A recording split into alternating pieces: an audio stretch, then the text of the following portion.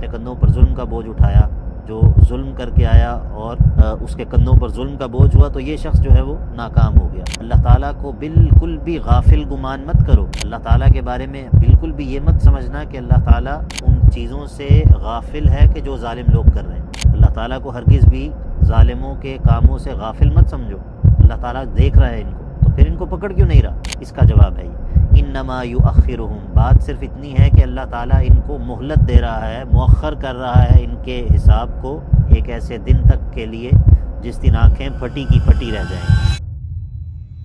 اچھا، اب یہ جو ظلم ہے نا، اس کا تعلق ہم لوگ بعض دفعہ یہ سمجھتے ہیں کہ ظلم یہی ہے کہ کوئی بندہ کسی پر جو ہے وہ بندوق لے کر چڑھ دوڑے، یا کسی کی زمین پر قبضہ کر لے، یا کسی کو بہت زیادہ تشدد کا نشانہ بنائے، تو اس کو ہم کہتے ہیں کہ یہ ظلم ہے۔ حالانکہ معاملہ اتنا سادہ نہیں ہے۔ ہم روزمرہ کے معاملات میں کئی چیزوں میں ایک دوسرے پر ظلم کرتے ہیں، اور بعض صورتیں تو ایسی ہیں کہ ان میں ہم ظلم کو ظلم سمجھتے ہی نہیں ہیں۔ مثال کے طور پر کسی نے آپ کے ساتھ زیادتی کی ہے، کسی نے آپ کے ساتھ برا کیا ہے، زیادتی کی ہے، اب آپ کو اتنی اجازت ہے کہ آپ اس سے اس کا بدلہ لے لیں، ٹھیک ہے؟ بدلہ لیتے ہوئے حد سے تجاوز کرنا، اس کو تو ہم کچھ سمجھتے ہی نہیں ہیں۔ ہم کہتے ہیں کہ پہل اس نے کی تھی، چونکہ پہل اس نے کی تھی، اب یہ اگر مجھے اس نے ایک جگہ تک پہنچایا ہے تو میں اس کو دوسری جگہ پہنچا کر آؤں گا۔ بدلہ لیتے ہوئے بھی ہم جو حد سے تجاوز کرتے ہیں، یہ ظلم ہے، شریعت اس کی اجازت نہیں دیتی، دین اس کی اجازت نہیں دیتا۔ اور بہت ساری صورتیں ہیں جن میں ہم ایک دوسرے پر ظلم کے مرتکب ہوتے ہیں، اپنی زبان کے ذریعے، اور بعض اوقات اپنے ہاتھوں کے ذریعے، بعض اوقات مال کے ذریعے، بہت ساری صورتیں ہیں۔ تو اسی لیے انسان اس حوالے سے بہت زیادہ محتاط رہے، کانشیس رہے اس حوالے سے کہ کہیں میں کسی پر ظلم تو نہیں کر رہا۔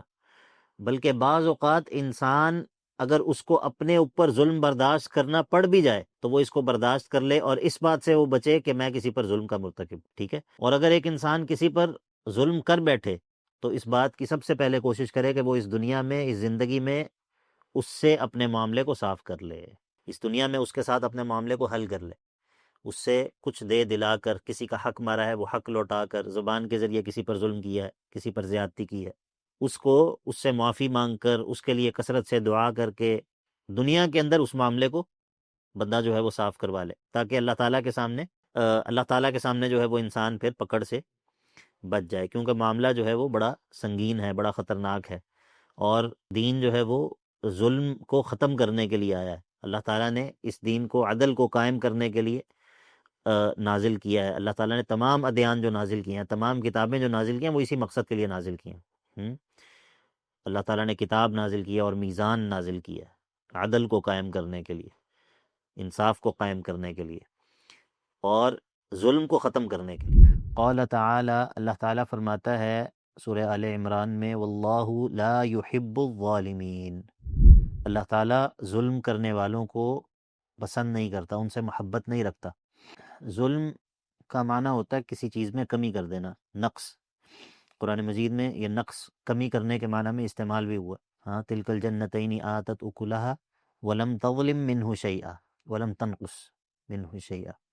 ظلم میں کیا ہوتا ہے؟ ظلم میں یہ ہوتا ہے کہ آپ کسی چیز کا حق جو ہے وہ اس سے کم کر دیتے ہیں، کسی چیز کو اس کا پورا حق نہیں دیتے، اس میں کمی کر دیتے ہیں۔ اور پھر یہ زیادتی کے معنی میں بھی استعمال ہوتا ہے کہ کسی چیز کا جو حق ہے وہ آپ اس کو پورا نہ دیں بلکہ اس سے زائد کر دیں، بڑھا دیں، یہ بھی ظلم ہے، ٹھیک ہے؟ تو بس کسی بھی چیز کو اس کا پورا حق نہ دینا، آپ اس سے کوتاہی کر دیں، کم کر دیں، یہ بھی ظلم ہے۔ آپ اس میں اضافہ کر دیں اور اس پر زیادتی کر دیں تو یہ بھی ظلم ہے۔ تو واللہ لا يحب الظالمین، اللہ تعالیٰ ظلم کرنے والوں سے محبت نہیں رکھتا، ٹھیک ہے؟ تو اس سے یہ پتہ چلا کہ ظلم جو ہے وہ کیا ہے؟ برا خلق ہے، برا وصف ہے، کوئی اچھی چیز نہیں ہے۔ کیسے پتہ چلا؟ اللہ تعالیٰ ظلم کرنے والوں سے محبت نہیں رکھتا، اس طرح۔ اسی طرح اللہ تعالیٰ فرماتا ہے قال سورہ طٰہٰ میں، وَقَدْ خَابَ مَنْ حَمَلَ ظُلْمًا، یقیناً ناکام ہو گیا وہ شخص جس نے ظلم کو اٹھا لایا، جس نے اپنے کندھوں پر ظلم کا بوجھ اٹھایا، جو ظلم کر کے آیا اور اس کے کندھوں پر ظلم کا بوجھ ہوا، تو یہ شخص جو ہے وہ ناکام ہو گیا۔ اسی طرح اللہ تعالیٰ نے فرمایا سورہ ابراہیم میں، وَلَا تَحْسَبَنَّ اللَّهَ غَافِلًا عَمَّا يَعْمَلُ الظَّالِمُونَ، اللہ تعالیٰ کو بالکل بھی غافل گمان مت کرو، اللہ تعالیٰ کے بارے میں بالکل بھی یہ مت سمجھنا کہ اللہ تعالیٰ ان چیزوں سے غافل ہے کہ جو ظالم لوگ کر رہے ہیں۔ وَلَا تَحْسَبَنَّ اللَّهَ غَافِلًا عَمَّا يَعْمَلُ الظَّالِمُونَ انما یؤخرهم لیوم تشخص فیہ الابصار۔ یہ ایک سوال کا جواب ہے۔ اچھا، اگر اللہ تعالیٰ غافل نہیں ہے تو ان کو پکڑ کیوں نہیں رہا؟ اللہ تعالیٰ کو ہرگز بھی ظالموں کے کاموں سے غافل مت سمجھو، اللہ تعالیٰ دیکھ رہا ہے ان کو، تو پھر ان کو پکڑ کیوں نہیں رہا؟ اس کا جواب ہے یہ، انما یؤخرهم، بات صرف اتنی ہے کہ اللہ تعالیٰ ان کو مہلت دے رہا ہے، مؤخر کر رہا ہے ان کے حساب کو ایک ایسے دن تک کے لیے جس دن آنکھیں پھٹی کی پھٹی رہ جائیں گی، آنکھیں جو ہے وہ بالکل ایسے کھلی کی کھلی رہ جائیں گی اس دن کی ہولناکی کی وجہ سے۔ تو اللہ تعالیٰ جو ہے وہ ظالموں کے ظلم سے غافل نہیں ہے۔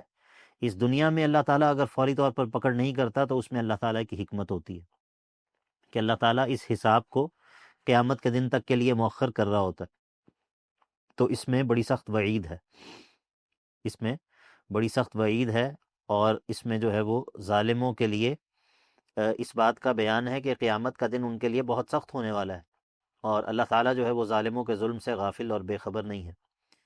سیدنا جابر بن عبداللہ رضی اللہ عنہ سے روایت ہے کہ رسول اللہ صلی اللہ علیہ وسلم نے فرمایا، اتقوا الظلم، اتقوا الظلم، اتقوا الظلم، ظلم سے اپنے آپ کو بچا لو، ظلم سے اپنے آپ کو بچاؤ، ظلم کا ارتکاب نہ کرنا۔ فَإِنَّ الظُّلْمَ ظُلُمَاتٌ يَوْمَ الْقِيَامَةِ، کیونکہ ظلم قیامت کے دن بھی اندھیروں کا ہی باعث ہوگا۔ ہاں، الجزاء من جنس العمل، ٹھیک ہے، دنیا میں ظلم کیا ہے تو اس کا بدلہ آخرت میں ظلمات، ٹھیک ہے، ظلمات کہتے ہیں اندھیروں کو، ظلمتن، تو فإن الظلم ظلمات یوم القیامہ، یہ قیامت کے دن اندھیروں کا باعث ہوگا ظلم۔ واتقوا الشح، اور اپنے آپ کو بخل اور حرص سے بچا کر رکھو، کیونکہ فإن الشح اہلک من کان قبلکم، یہ شح، بخل اور حرص، یہ ایک ایسی چیز ہے کہ جس نے تم سے پہلے لوگوں کو ہلاک کیا۔